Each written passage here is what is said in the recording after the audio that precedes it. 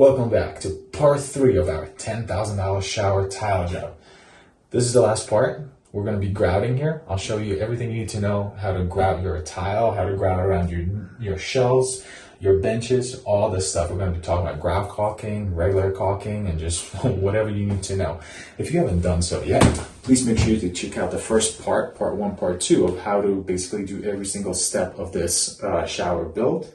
I share it all my secrets, all the secrets I haven't known yet. So make sure to hit the subscribe button and let's get into it.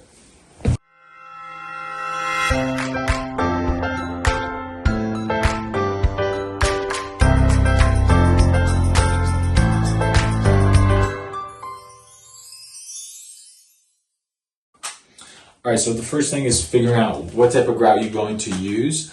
You want to make sure that you're using one of these color sample kits. Basically, it will show you the true color of the grout of what it's going to look like. Never really just go by the color that you see on the bag, because those are just printed and they could fade over time. It could be off. I've made that mistake so many times before, so make sure that you're trying to find the true color kit. We're going to be going with this silver shadow. Basically, we want to blend into the background as much as we can, instead of trying to highlight the darker colors, like let's say it would be this, which would be the color of the veins, like that. Then you're basically creating your own veins that are super geometric. It would look kind of like this. So instead, you want to blend that in so it looks more natural. So try to blend into the back of the background of the tile. That's a little tip.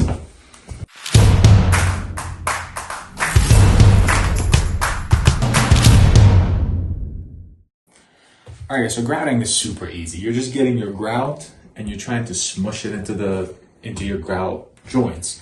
You just keep it at a 45 and you just work it in. There's one thing that I do that's a little different than other people is I get a damp sponge, not wet. Look, I'm squeezing it, no water comes out. So it's just damp sponge, and I will kind of just go through my grout lines like this, and then I'll grab my grout and then grout over it, because it helps the trowel, our grout float, skate so much easier. And then also there's less hazing because of that. That's 1. 2, and kind of the most important thing is that you don't trap in air. What does that mean? Meaning you come grouting this way, stop, and then come grouting this way. So now as you're coming in from the 2 sides, you're going to trap air in there, and then you're just going to make a bubble, and then once it dries, there's going to be a little bubble coming through. So what you want to do is, let's say for me, I'll start out of here, I'll start grouting, and then the air keeps leaving this way to there. I'll grout this way, then the air will leave here, and then I'll continue that over to about here.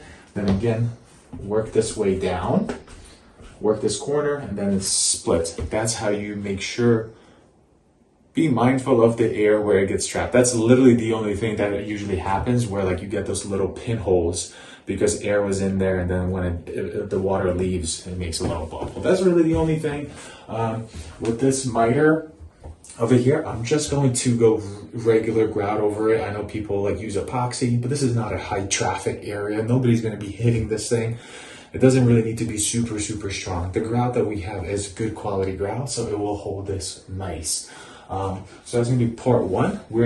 Make sure you're not filling in the corners with any grout, because our grout caulking is going to go into that, and that's going to be part 2 of this little process that I'll show you next. All right.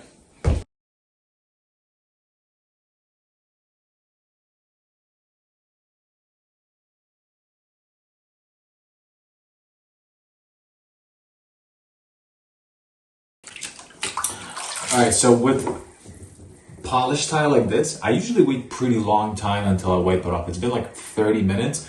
1, because it washes off so easily. 2, I want to make sure that these grout lines are super full. So I'm going to wait for this, the grout lines to be as kind of cured.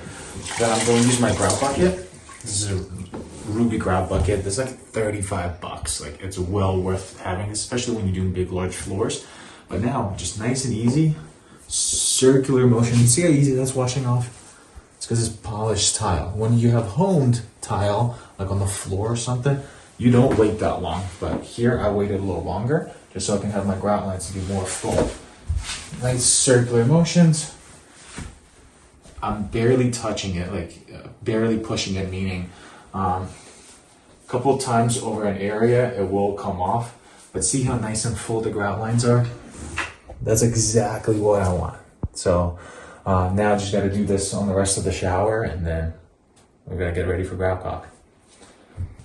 All right, so as you guys can see the haze right through here, the best way to get rid of it is right after you wash it, use just a dry towel, bath towel, and then just wipe it off. It'll come right off. Don't wait till tomorrow or the next day, because it'll be too late. Just like so. Don't keep washing it, because washing it just keeps smudging it around. The towel is what you need. Right? Is it coming off? Right? Yeah, you can see it. I mean, you can see it coming right off. There's nice circular motion, and just wipe the baby down. You know what I'm saying? Yeah. All right. All right, so we're doing our grout caulking. I usually, anytime I do grout caulk, I go from the bottom up. So you can see we already did our pan over here. Now we're going to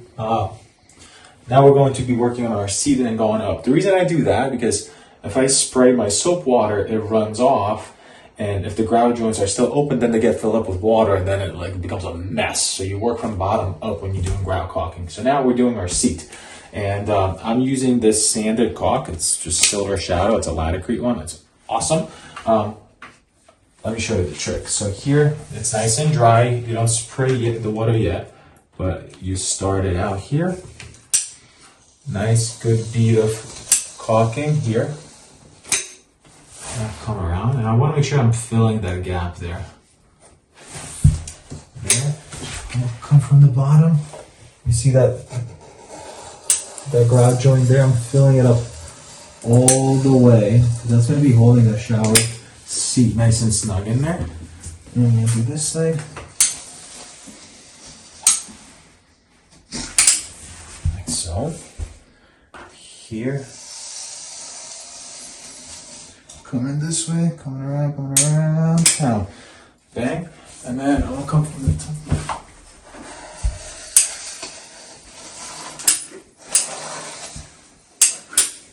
And you want to make sure that you have that pointed in so that it is filling in that grout joint, all right?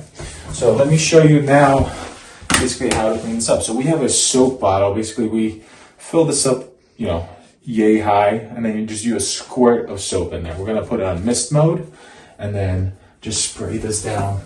Like so. The soap helps it skate better. Because now check this out. When you come here, look at that grout line. And it's perfect. Usually you are left with this kind of line over here. I just leave that. I mean, you can come across this way, but I just leave that because then tomorrow it just washes off super, super easy. So I'd rather have a really nice, perfect line this way than trying to get that perfect there. So now here we're gonna come this way and then come around. Look how nice and tight that is right there. So we're gonna go like this and wrap around. Just like so. And just clean that off like that. Use the sponge that has these rounded corners and don't push in. So just put it there, like that, and then it cleans it up nice. So now I'm just gonna keep doing that all around, and then that's it. So I'll show you tomorrow basically how we kind of clean up these corners, and then we're gonna be done. So I'll see you tomorrow. All right, so it's tomorrow, and here's what I'm talking about when you're going to come back. You see that's just a little bit sloppy right here. We're just going to grab our sponge. It's all dry now. We're just gonna clean this up, just like so, and shape those grout lines. Just clean them up. And that's how you get those perfect grout lines. And this is the last step to our $10,000 shower. So let me show you what it looks like all done.